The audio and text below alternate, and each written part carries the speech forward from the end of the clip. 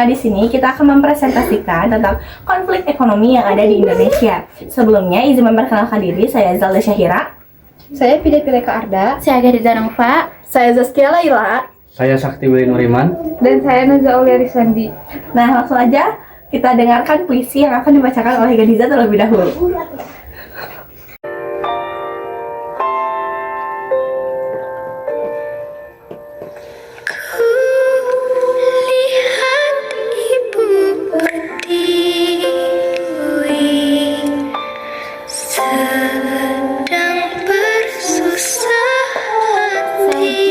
Seorang pengangguran betapa terasa kian memburu, tiada didapat suatu pun memburu. Maju mundur bumi dilangkah, bunga cita tak jua mereka. Indah sawah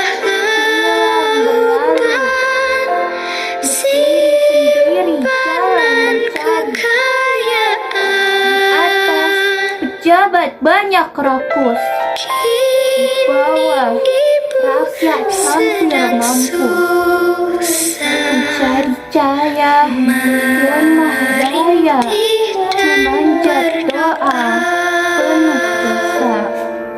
Di belakang salah perhitungan, di depan salah perhitungan. Tak ketemu apa-apa. Sedang bersusah hati, air matamu berlinang, emas intanmu terkenang.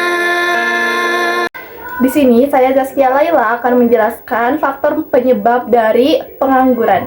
Yang pertama adalah pertumbuhan angkatan kerja yang lebih cepat dari penciptaan lapangan kerja. Nah, jumlah angkatan kerja di Indonesia itu terus meningkat setiap tahunnya. Namun, penciptaan lapangan kerja formal atau yang memberikan jaminan sosial dan upah layak belum bisa menyerap tenaga kerja sebanyak pertumbuhan angkatan kerja itu sendiri.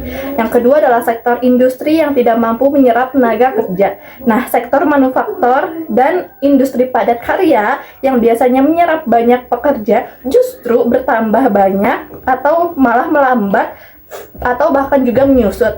Nah, ini menyebabkan kurangnya penyerapan tenaga kerja di sektor formal. Yang ketiga adalah kesenjangan keterampilan atau skill gap. Nah, banyak pencari kerja yang tidak memiliki keterampilan yang sesuai dengan kebutuhan industri modern sekarang. Nah, hal ini juga membuat mereka sulit untuk bersaing di pasar kerja yang semakin digital dan berbasis teknologi. Yang terakhir adalah ketergantungan pada sektor informal.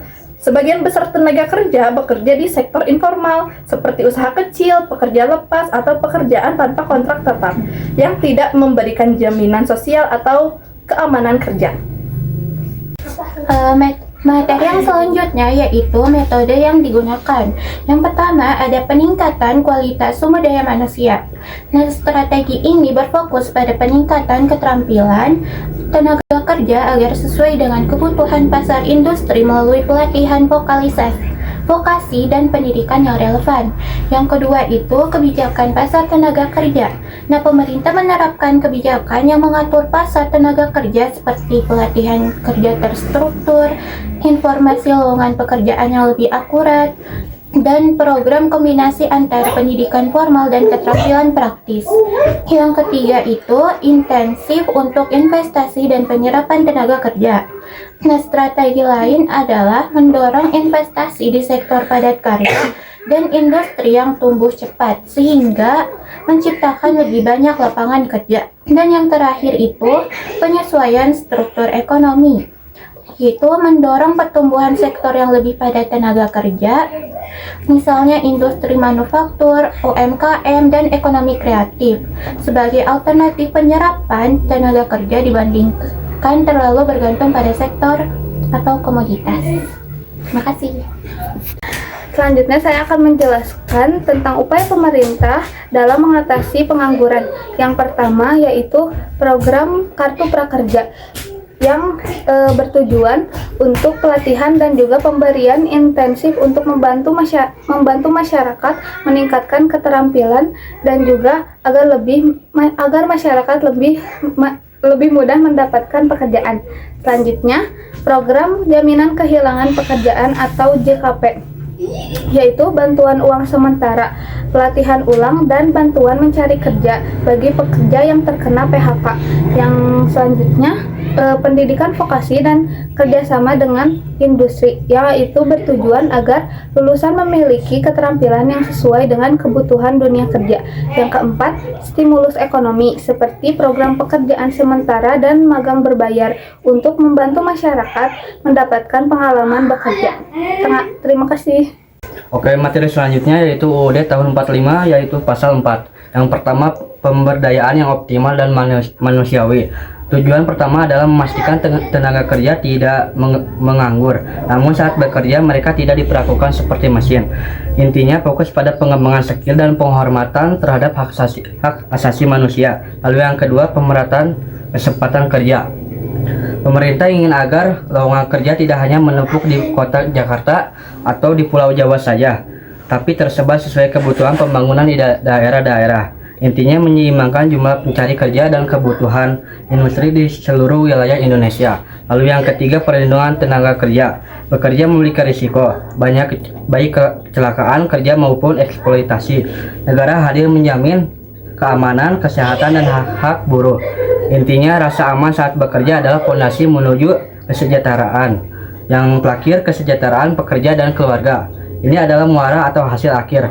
Hasil dari pekerjaan bukan hanya untuk bertahan hidup sang pekerja saja, tapi juga harus mampu menghidupi keluarga secara layak. Jadi intinya standar hidup yang layak bagi buruh dan orang-orang menjadi tanggung jawabnya. Terima kasih. Baik, selanjutnya saya Zalda Syahira akan menjelaskan tentang solutif yang bisa pemerintah lakukan untuk mengurangi pengangguran yang ada di Indonesia.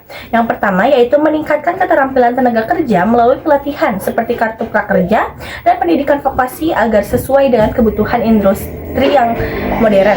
Lalu yang kedua yaitu memperluas lapangan kerja formal dengan mendorong pertumbuhan industri dan UMKM supaya lebih banyak tenaga kerja yang terserap. Lalu yang ketiga, memperkuat perlindungan pekerja melalui program seperti jaminan kehilangan pekerjaan agar pekerjaan tetap didapati dan terlindungi saat terkena PHK. Lalu yang terakhir yaitu meningkatkan kerjasama antara sekolah dan dunia industri agar lulusan lebih siap untuk langsung bekerja. Nah, solutif yang tadi saya sebutkan kita harap dapat pemerintah dengarkan dan direalisasikan agar pengangguran di Indonesia berkurang. Terus sekian dari saya. Nah, selanjutnya saya pilih Karda, saya akan menjelaskan kesimpulan. Nah, untuk kesimpulannya adalah permasalahan pengangguran di Indonesia bersifat kompleks dan dapat dipengaruhi oleh beberapa faktor, diantaranya adalah pertumbuhan angkatan kerja yang cepat, rendahnya penyerapan di sektor formal, keterampilan yang belum sesuai dengan kebutuhan industri, serta dominasi pekerjaan informal. Nah, untuk itu diperlukan strategi yang menyeluruh meliputi. Yang pertama, peningkatan kualitas tenaga kerja melalui pelatihan dan pendidikan vokasi. Yang kedua, kebijakan yang mempermudah penyerapan tenaga kerja oleh industri. Nah, yang ketiga, insentif dan kemudahan berusaha untuk mendorong investasi penyerapan tenaga kerja. Yang keempat, program perlindungan sosial seperti JKP untuk membantu pekerja yang terdampak. Upaya pemerintah seperti kartu pekerja, JKP, dan paket stimulus ekonomi menunjukkan langkah nyata untuk mengurangi pengangguran di Indonesia. Tapi tantangan struktural tetap memerlukan kolaborasi antara pemerintah, dunia industri, dan pendidikan untuk solusi jangka panjang yang efektif. Terima kasih. Baik, sekian presentasi dan penampilan puisi dari kelompok kita. Sekian, wassalamualaikum warahmatullahi wabarakatuh.